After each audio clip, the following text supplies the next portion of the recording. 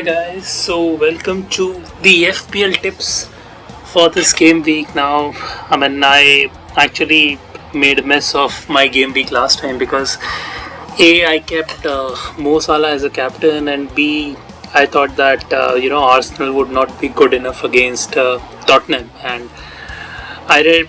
I had an option to get Gabriel and I had money, but I thought that let me play smarter. There is no need for me to make that kind of a change, and it kind of boomeranged and backfired me, and that's the reason why I had no option but to play a wild card for this game week 5. So it's been interesting. First 4 game weeks, a lot of teams have performed well. I think they've punched above the weight. You talk about Nottingham Forest flanking Liverpool. That was an amazing performance from them. Uh, Brentford has been quite good.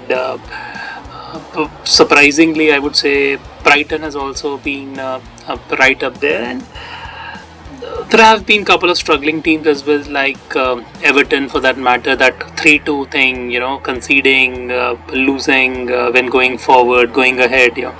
That's kind of a thing. It has been, those kind of first 4 game weeks. So I've played, wild card. I'll give you some permutation combinations that what if you want to play a wild card. Even if you don't want to play a wild card, then what kind of teams you can actually consider, and I can tell you what my strategy would be based on how the teams should be shaping up and what has been their form. And I have some stats which I can present in front of you just to make you bit more clearer about what can be your strategy accordingly. So I've got from the keeper, I've got Robert Sanchez. Now it's an infamous choice. The reason is again the clean sheets. I would say they had conceded 4 games before the last one, but I think it was a penalty save actually which helped Robert Sanchez also.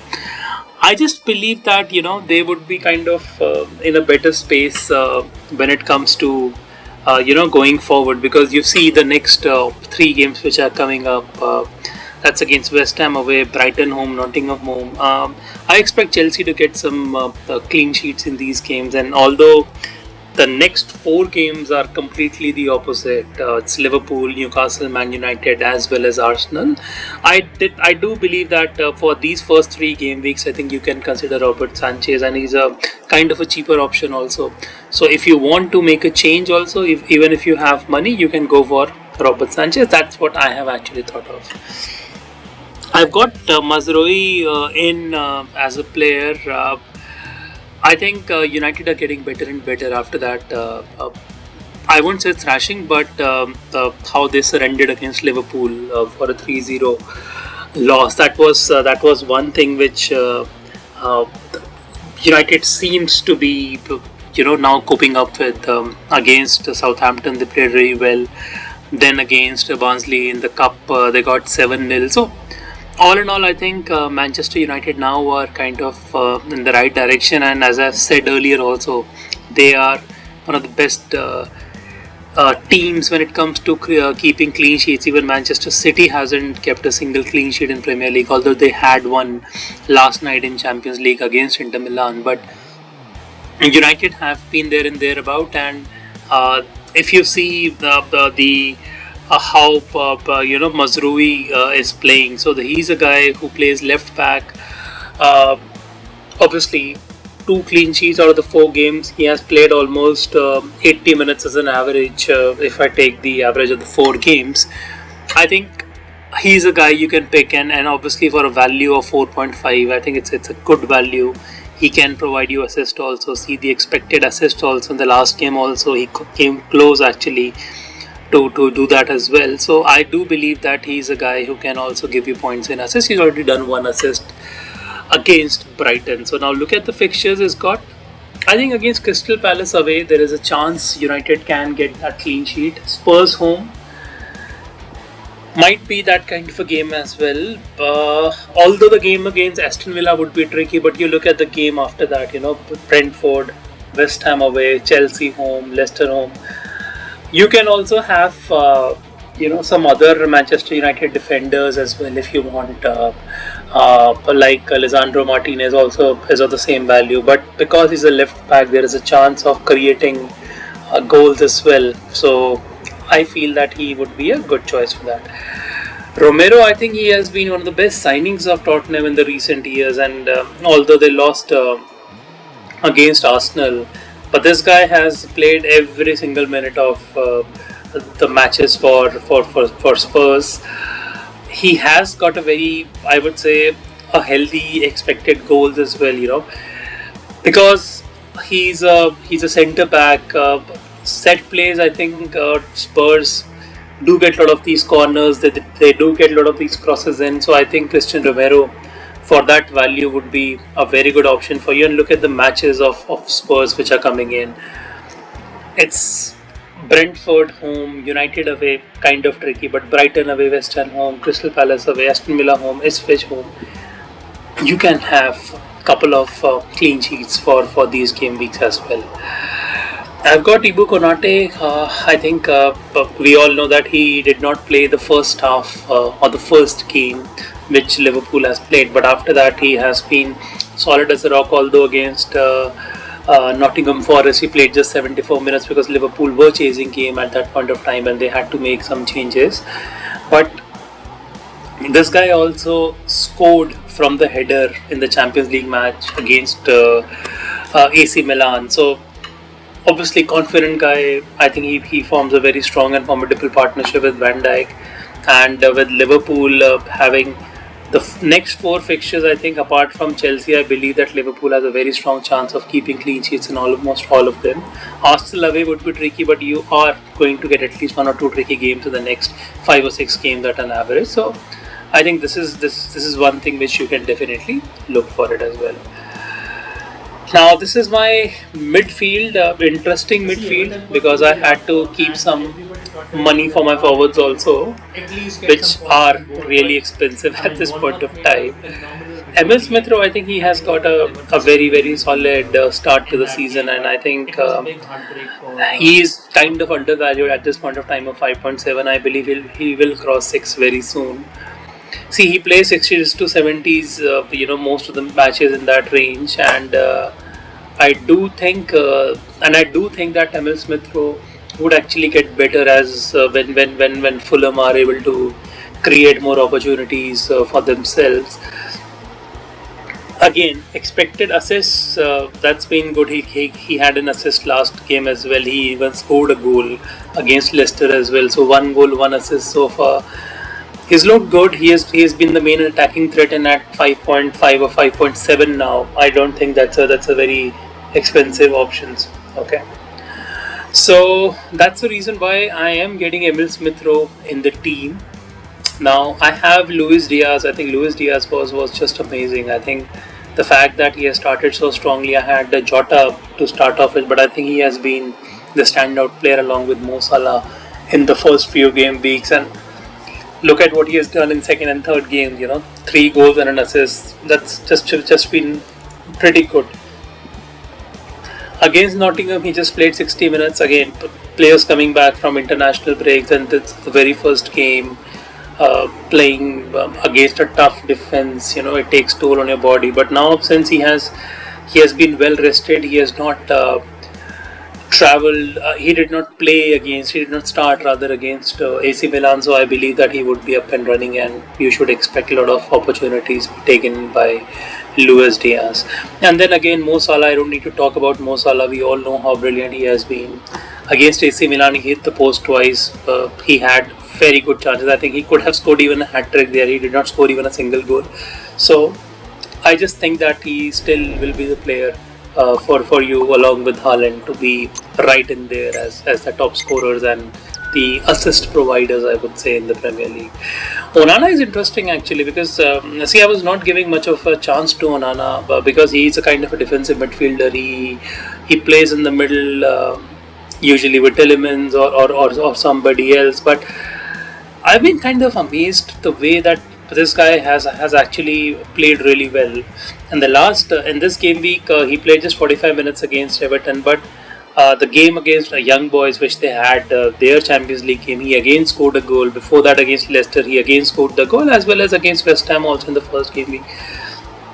I was kind of inclined to think that maybe Rodgers would be a better option because Rodgers has not, he has not lit up the Premier League right now because he's also at almost a similar value. But Onana looks to be in form right now, and I think again the value at 5.1, the average of around 4 points per game is not bad at all. And I thought that let me give a chance to him, and especially against Wolves and Ipswich, and even against Manchester United, you get a lot of opportunities. Fulham and Bournemouth to follow as well. So, good guy to get in the team, and that was the reason why I got him in the team. Now, to my forwards, great forwards I would say, because I have Vardy. I think he has been, the old horse is still going very strong at this point of time. And Leicester, I think if they want to stay up for the season, I think Vardy has to be the guy who should be there to perform at that level. Now he's coming back to his full fitness also. He has started all the 4 games, lasted 90 minutes in the last 2 games, scored 2 goals as well. I think that at this rate of 5.7, he should be there in your team. I don't need to talk to you about this guy Haaland. I think he will be just a super force to reckon with always, and I think you need this guy to be in your team very soon. If you don't have, by the way, I think most of you guys would be having Haaland. The ownership of 70%. It just looks like there's a monopoly of this guy, and it's just that how you can differentiate from the other players is what is going to decide about your performance in FPL. Ollie Watkins, this is the guy. I think he's going to be a guy just to look forward to in the next couple of game weeks as well. Coming strongly back, he's building up fitness. Played for 83 minutes against Everton, got that great comeback going. So, brilliant player, amazing talent. As we all know that what he had a great Euro Cup as well. 2 goals in the last game, could have had even more as well. I think he is going to be there right up there as one of your forwards, and that's the reason why I had to pick some 5-pointers in my midfield also, because I had to get in Watkins, Haaland, Salah in the same team together. Now coming to my bench, I think Adama Traore, I've been kind of impressed by, he has always been a player with so much highest potential. He would play some brilliant football, but he would be not finishing stuffs and all. But this time he looks kind of a guy who is actually there. 1 goal, 1 assist, is creating chances also. Against West Ham also, I think he had some very good chances. He could have scored a goal as well. I think not a bad guy to have at 5 and to just be even a filler that would be there. I've got Aina as well. I think I might look to bring him in the team. I think he's the one who played 53 matches in the first game, but then he has played 90 in each of the games in the last 3 games. Bonus points, has got total 5 bonus points as well at 4.4. What a valuable player, right? I'm just thinking, that how I can get this guy into team as well. I'm not so sure that if I'll be getting or not. And then obviously there is a guy called Gabriel who got 12 pointer, by just points and even some bonus points. He got 15 points last time. What a defender to have. I didn't have him before, and I kind of now regret it, because 15 points is a major differential if you look at just one player, what it can bring you also. So I'm not making him start. I think City will score against Arsenal. If they don't do well, then it will be an incredible thing to witness. But I think that City is going to score, and I'm again going to keep him on bench. Big call I'm taking. I am making my captain, Mo Salah. I did that last time. I paid the price, but I still want to take the brunt. I still want to go for it, and I would keep Mo Salah as my captain, and Haaland would be my vice captain.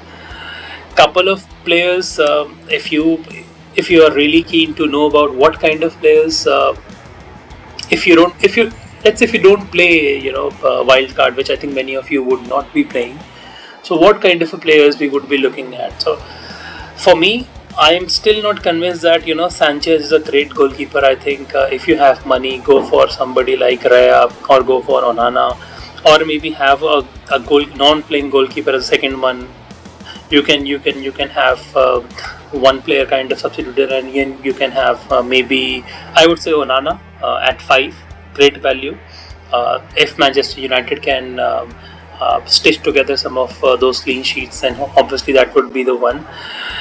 I'm also intrigued, and if you can get this guy, Muhembo, in the team, I think I like this guy a lot. I think he looks to be a guy bang in form right now. I think the way he's running, the way he's creating chances, I think because of Ivan Tony's departure, something has kind of clicked more for this guy. And even if you see what is happening with Brentford, it's a very interesting one because now Visa is out. Visa is out with an ankle injury, and he's going to be out for some weeks now. And I think it's a massive blow for Brentford. Brentford become the Muembo becomes the main guy now to go, and that's where I think you guys also need to see how you can get this guy in your team. I don't have him right now because I had to have Ole Watkins and against Wolves, but you can get this guy, and if you can get him, that would be great. So that's more about the players which I have picked. I mean, you would have your choices also. For this game week, I don't need to talk much about what kind of captain you need to have. But if you talk about the players who are bang in form and the players who can actually do well, you can have Ole Watkins. Another option I can give you is let's say I can let go Ole Watkins and I can get somebody from Spurs as well as a forward. Uh, Obviously, I want to get I can get Solanke in also, because if I can get Solanke in, I have further 1.6 in my budget, and then I can have Adama go out of the team, and I can have somebody who can actually be a good fit at that value as well of around 6.5 to 6.6. I cannot have Baduke because I think he hasn't done well. So maybe I can have Bowen also if I can have that kind of money. I can have Mitoma also. See, Mitoma is an interesting case, right? He has blanked in the last 2 game weeks, but he is a guy who actually was one of the revelations in the last season as well. So we have a couple of options, but I'll see if I can figure out certain things. I think Eze, a lot of people are kind of excited with Eze right now. There's a one infamous option. I don't want to get Soboslai. Soboslai scored in the last game, but I cannot have three Liverpool for midfielders in the team. So that's not something which I can do. But that's another option. But I would rather stay away from that. So, anyways, that's about it. That's my team, and let's hope that things work out for you also. And let's see how it works out. And I just hope that I can catch up because of my poor kind of selection the last game week or so. But let's hope that I'm right back there now. Thank you so much, and all the best.